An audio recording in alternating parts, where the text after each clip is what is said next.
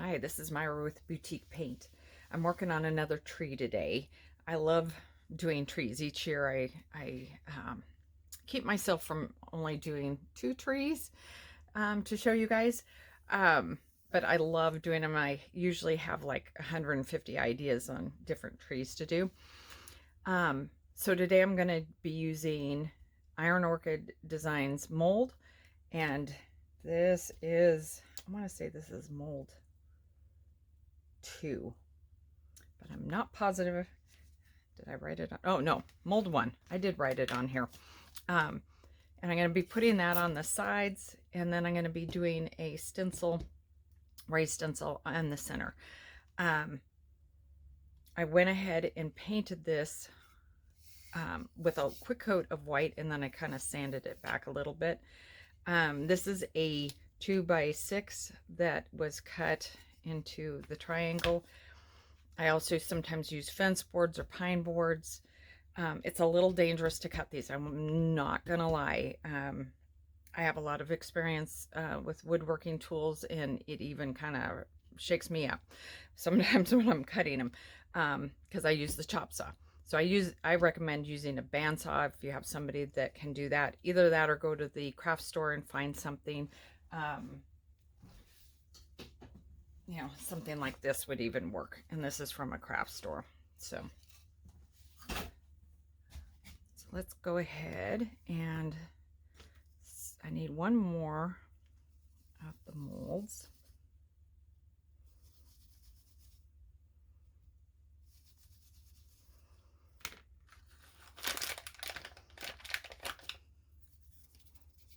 I'm using the air dry clay. If you prefer to use the resin, then by all means do the resin. This one I'm going to do, instead of doing it the green or green and red color combination, I'm going to go ahead and just do a white, maybe with a little bit of antiquing. I don't know yet. You know, sometimes you just gotta start doing it and then kind of get a feel for what you want it to look like. And I like doing this process actually while I'm filming sometimes, not all the time, but it kind of shows the creative process, and it shows you, you know, kind of the thought process I go through to you know, work these ideas out. And of course your design is probably completely different than mine, or taste I should say. And so, you know, these are the techniques, and then make it yours.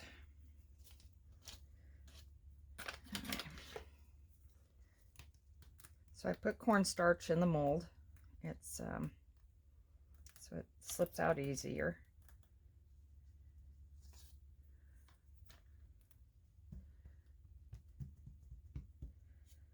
And then I'm going to go ahead and put my clay away so it does not dry out. Usually I put a wet paper towel inside this, not touching the clay, but just to keep the moisture in. But I'll do that here when I'm done. And then we're going to go ahead and pop this little guy out.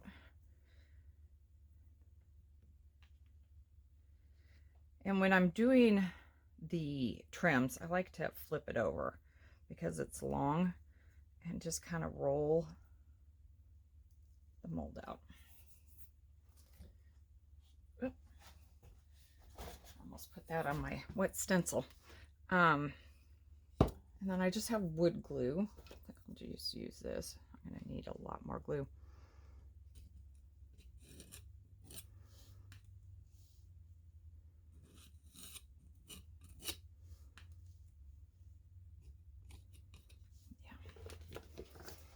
And you could put the glue right on top.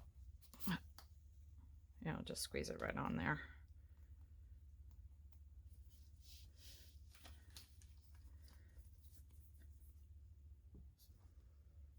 It's getting towards the end.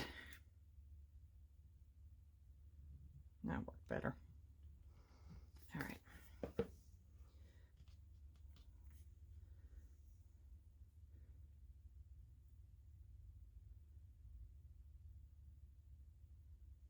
just lay it down, and then I have this little bit of extra. That end is a little funky, so I'm going to go ahead and just cut it off because, oops, we know we're not going to need that much. Might help if I cut it off straight though. You can go ahead and just put this back in your clay, even though it has a little bit of cornstarch on it. That's okay. Just put it back in there. Don't waste it.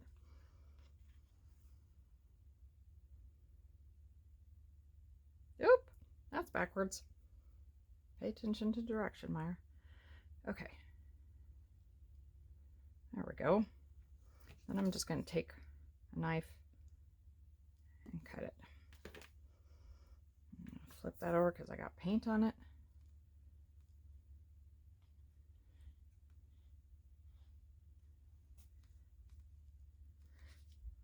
I'm going to go ahead and lightly set that down, and it looks like it wants to roll a little bit, so we're going to do that.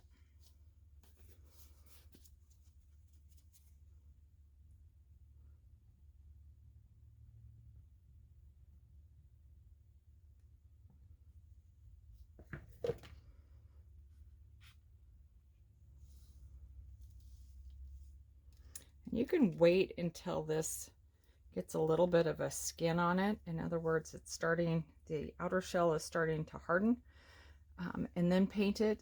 I've just started painting it. A lot of times, if you watch any of my other videos, I'll just paint it.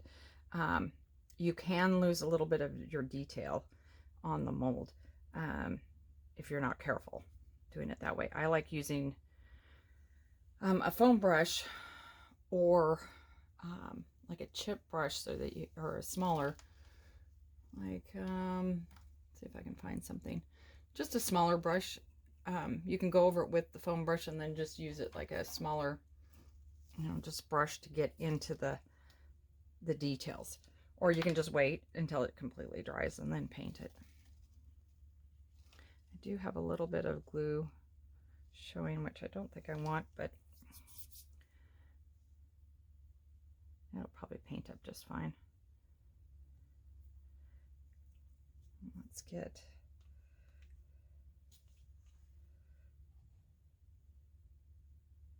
that on there.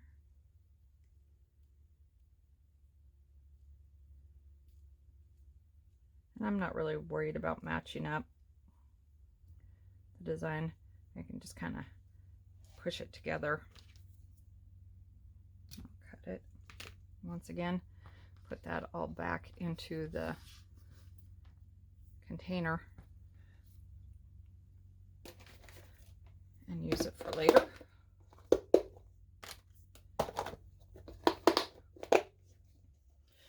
A lot of times put that also into a plastic bag, and then the water and with the wet paper towel, just to keep it moist.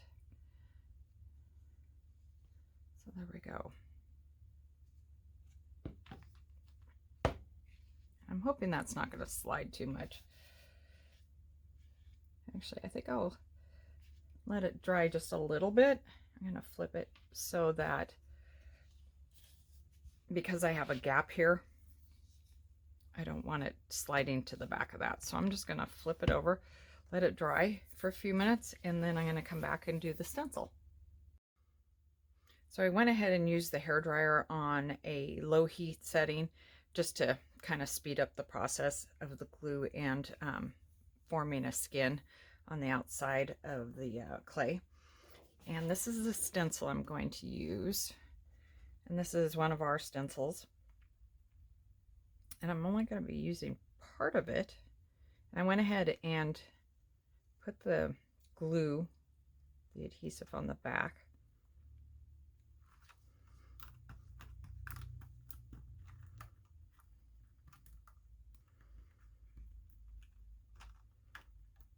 This is our scrolled tree. Say that 10 times fast. Let's see, I'm going to put, if you're working on a surface like this and your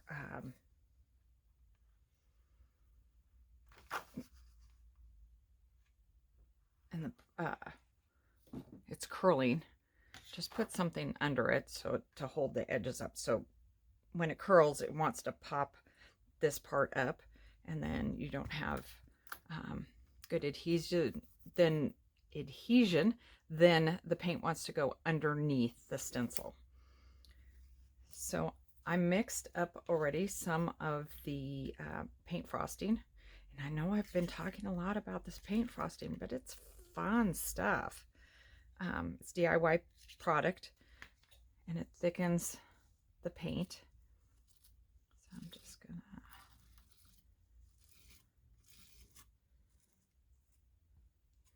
this stencil is 10 mil thick, so it's a little thicker. I have a couple of the stencils that are thicker so that you can do this. I mean, you can do this with any thickness of stencil. That being said, you're going to get more of a raised effect when you use a thicker stencil.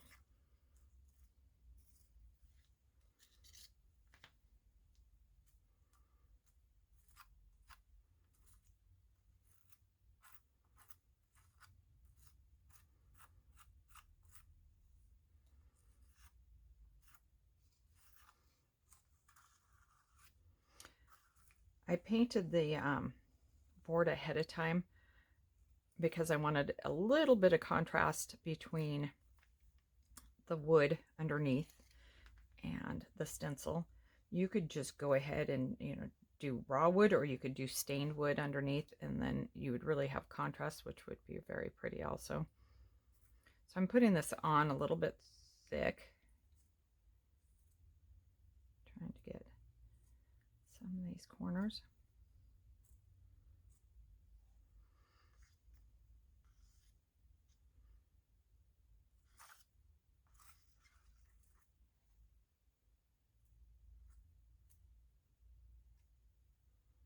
All right, I'm just gonna smooth it a bit. Just run my blade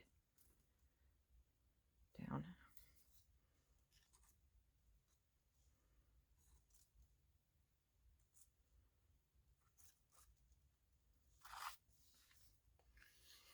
You can put what you don't use back into the container.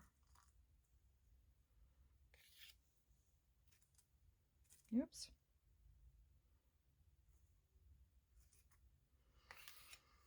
And if this is all, I don't know if you can see it, but you can see it's all different kinds of layers. Once this is dried, you can go ahead and sand it. So if you're not liking those lines in there, don't worry about it. We'll get there too. All right, so I'm gonna raise this up and off. And there we go. I got a little bit of, I went a little over. I'll just take my finger and kind of pull the frosting back a little bit. So I'm going to let this dry.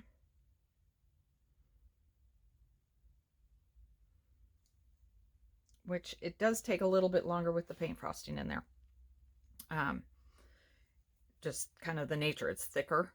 You know, we just put down a thicker base, and so it's just going to take a little longer to dry, just so you know. And you can speed it up a little bit. Actually, let's do that. Let's use the hair dryer, because it's going to crackle it, and that's kind of be cool. So I'm going to first, I got a little bit of paste that went underneath the stencil there, so I'm just going to wipe that off. So I'm going to use this on high heat.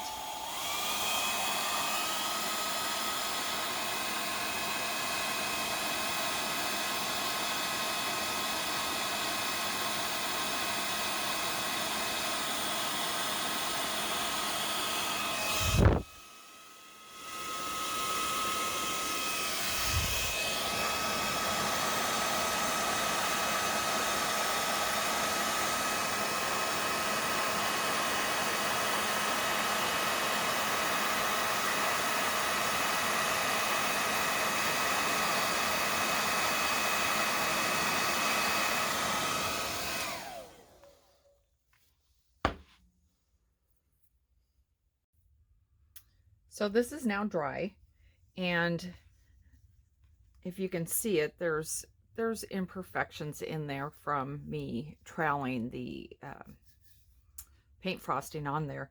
If you don't like the imperfections, you can just take a sanding pad and just sand it down. I don't mind it, so I'm pretty much going to leave it the way it is. But yeah, you can just sand it. You can see that it's starting to knock some of those higher spots down. Ooh, dust everywhere. So next I'm going to paint the side. I already painted the other side. And you could do this before you do the stencil. And it might actually be a little bit easier to do it that way. Get this painted up. And also I had sanded the edge here before I had done this, thinking I was going to go a different direction with the tree. So I'm going to go ahead and paint that so it's not dark on that edge also.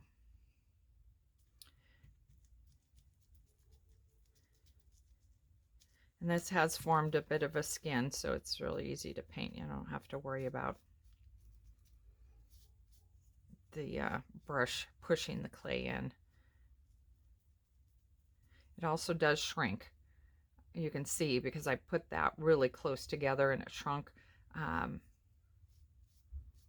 There are tricks to getting that a little closer, making sure that you don't have a split if you don't want the split.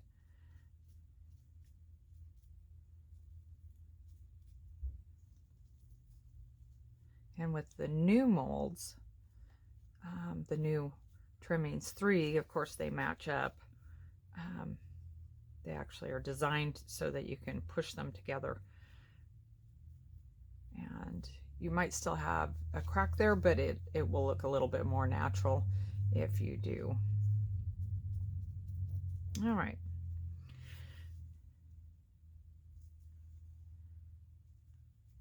Trying to get some of that glue, since it's coming out kind of yellow looking, to not show.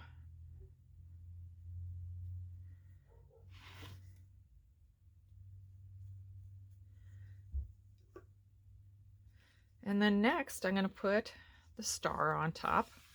And this could be anything. If you're living in, you know, a coastal area, or you have a coastal theme, you could put a starfish up there. You could put the clamshell up there. I'm going to put the snowflake up there. And as I'm sure most of you know, these are hard to come by if you don't have one already. So in that case, use something that you do have. You could do, well, once again, the holly leaf is hard to find one, but you could use that for your star topper. You could use this. This is in obviously a different color for different, I was playing with different ideas. But that would look good too. So use what you got. If you weren't lucky enough to get the snowflake or the boughs of holly mold, it's okay. Just use what you got. So I'm going to go ahead and put that on there. And other ideas is you could, you know, put some glue on this and add some sparkle. You could antique it a little bit, you know, put some of the either the dust on there and darken it up. You could put some of the white dust if you want to kind of highlight also, or the waxes, and just kind of make it your own. If you have any questions about our products, you can go to our website at boutiquepaint.com. And thank you very much for joining me. Bye.